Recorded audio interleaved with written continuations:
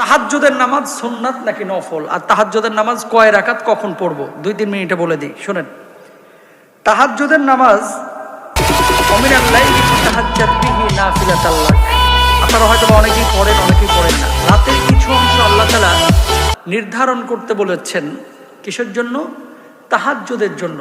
রাসূল সাল্লাল্লাহু আলাইহি ওয়াসাল্লাম এটা ফরজের মতো একেবারে প্রতিদিন পড়তেন। সুবহানাল্লাহ বলেন। মাঝে 2-1 দিন এরকম ছুটে যাইত অসুস্থতার কারণে, কিন্তু এটা কখনো ছাড়তেন না।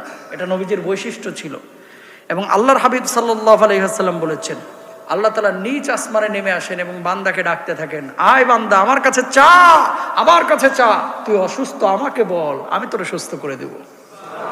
তোর রিজকের দরকার আমার কাছে বল, আমি তোর রিজিকে ভরপুর করে দেব। তোর সন্তান সন্ততি দরকার আমাকে বল, আমি আল্লাহ তাআলা তোর সন্তানের ব্যবস্থা করে দেব। বলুন সুবহানাল্লাহ।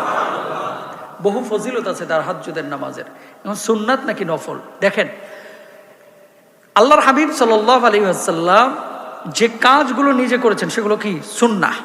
ফরজের বাইরে যত নামাজ আছে সবগুলোই সুন্নাহ। সবগুলো কি সুন্নাহ।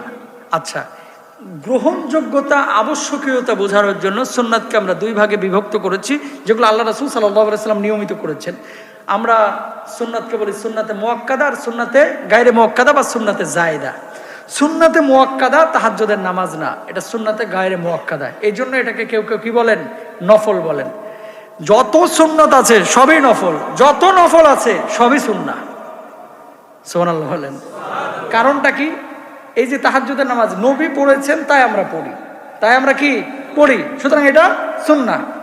আর ফরজের বাইরে যত নামাজ আছে সবগুলোই কি নফল, কারণ এই নামাজটা আপনি বানান নাই, এই নামাজ আল্লাহর হাবিব করেছেন বিধায় আমরা পড়েছি।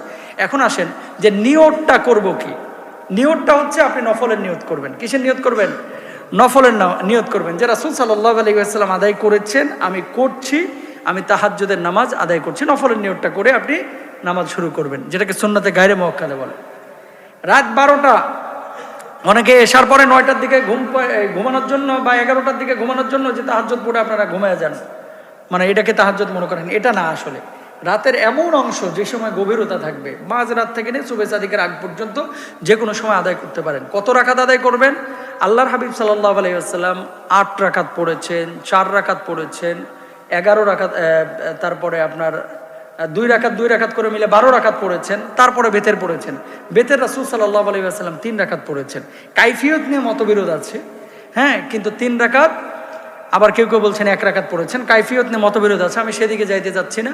শুধু এতটুকু বললাম যে তাহাজ্জুদের নামাজটা আপনারাও পড়বেন ইনশাআল্লাহ তাআলা। এই নামাজটার অনেক ফজিলত। আল্লাহ তাআলা আমাদেরকে বোঝার তৌফিক দান করুন।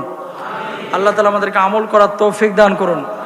যা কিছু আলোচনা হয়েছে আল্লাহ তাআলা বুঝে বুঝে বাস্তবায়িত করার তৌফিক দান করুন।